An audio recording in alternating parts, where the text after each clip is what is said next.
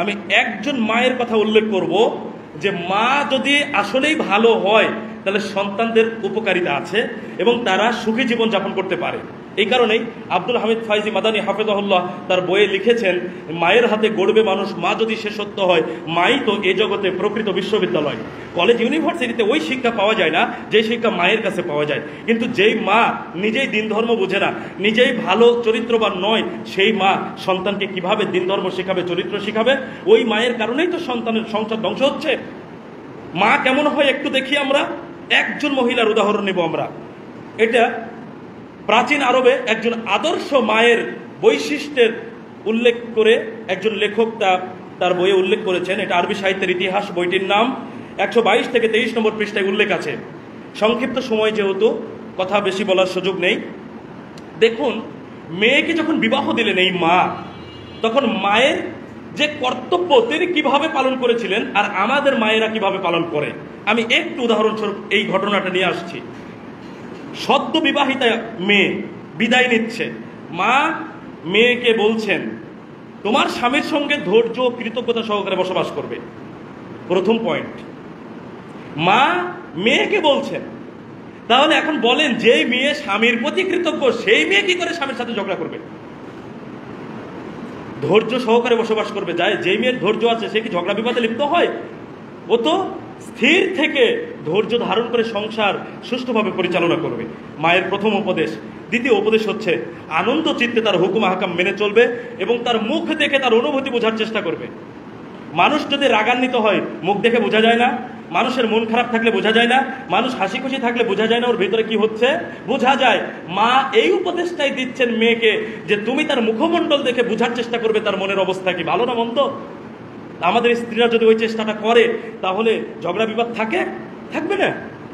সম্মানিত উপস্থিতি, তৃতীয়বারে এসে মা মেয়েকে বলছেন এমনভাবে চলো যাতে স্বামী তোমার কোনো দোষ চোখে দেখতে না পায়। এটা বড় কঠিন একটা কাজ। পৃথিবীতে এমন কোনো মানুষ নেই যে মানুষের দোষ ত্রুটি নেই। স্বামীরও আছে, স্ত্রীরও আছে। কিন্তু এই কথা বলার তাহলে কারণ কি? কারণ হলো এই যে তুমি এমনভাবে চলো, নিখুঁতভাবে চলার চেষ্টা করো যাতে তোমার দোষ ত্রুটি তার চোখে না পড়ে। নিখুঁত হয়ে চলার চেষ্টা করো। আমাদের স্ত্রীরা যদি চেষ্টা করে তাহলে আমাদের সাথে কিন্তু এই ঝামেলাগুলো মূলত হবে না। মায়েরা হয়তো চিন্তা করছে যে আমাদেরকে শুধু বলে যাচ্ছে, একটু অপেক্ষা করেন, ইনশাআল্লাহ আসবো, বিপরীতমুখী কাজের জন্য আসবো ইনশাআল্লাহ, একটু অপেক্ষা করেন। এবার মা চতুর্থ উপদেশে মেয়েকে বলছেন যে তার খাবারের সময় খেয়াল রাখবে আর তার ঘুমে ব্যাঘাত ঘটাবে না। খাবারে যদি তুমি সমস্যা করো তাহলে ক্ষুধা মানুষের রাগকে প্রজ্বলিত করে, আর ঘুম নষ্ট করলে রাগটাও প্রজ্বলিত হবে, বিরক্তি সৃষ্টি হবে তোমার প্রতি।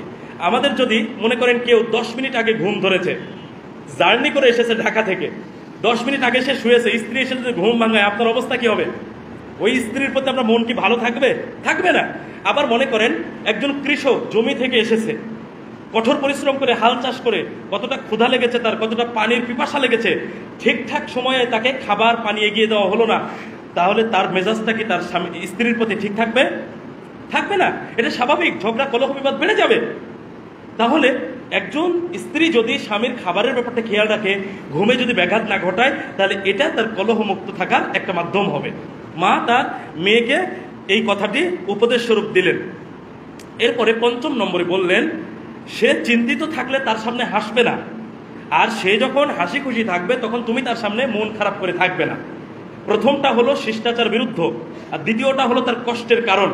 কথা আবারও বুঝবেন, স্বামী যদি কোনো কারণে মন খারাপ, চিন্তিত, ব্যবসায়ী, অনেক বিষয়ের টেনশন তার মাথায় আছে, কারো সাথে কোনো একটা সমস্যা হয়েছে, সে মন খারাপ হয়ে বাসায় ফিরেছেন, এখন দেখা যাচ্ছে স্ত্রী যদি এই মন খারাপ অবস্থায় তার সামনে হাসাহাসি করে চলাফেরা করে, এটা কি ভদ্রতা থাকে?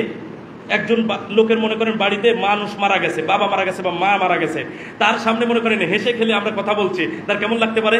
বা এটা কি আমাদের ভদ্রতা প্রকাশ পায় না? এটা স্বাভাবিক যে কারো মন খারাপ আমার সামনে আমি জানি আর তার সামনে আমি হাসবো খেলবো, এটা তার জন্য কষ্টের কারণ এবং এটা আমাদের অভদ্রতার লক্ষণ। তাহলে এটাই স্ত্রীকে বুঝতে হবে যে আমার স্বামীর সামনে তিনি যখন মন খারাপ অবস্থায় থাকবেন তখন তার সামনে আমি হাসবো না। আবার দেখা যাচ্ছে যে তিনি কোনো কারণে হাসি খুশি আছেন, ভালো আছেন, তাহলে স্ত্রীর কর্তব্য হলো তার সামনেও হাসি খুশি থাকা, তার সামনে মন খারাপ করে থাকবে না।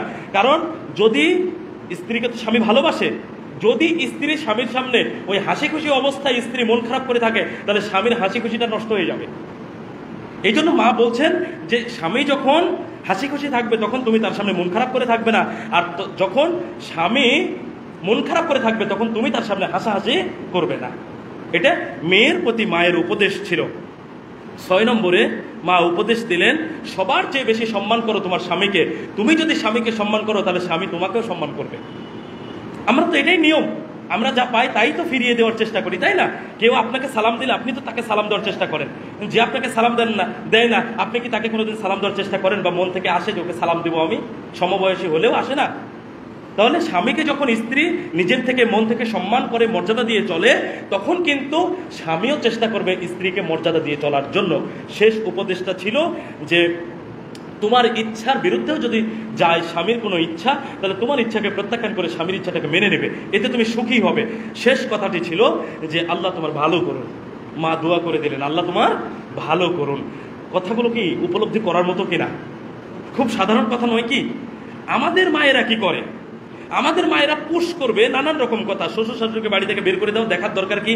তোমার ভাসুর আছে, সে তো খরচ দেয় না, তো আমার জামাই কেন এত খরচ দিবে? তো তুমি একটু জামাইকে বোঝাও যে এত বাপ মাকে দেখাশোনা করার দরকার নেই, বাকি ভাইয়েরা কেন দেখাশোনা করে না?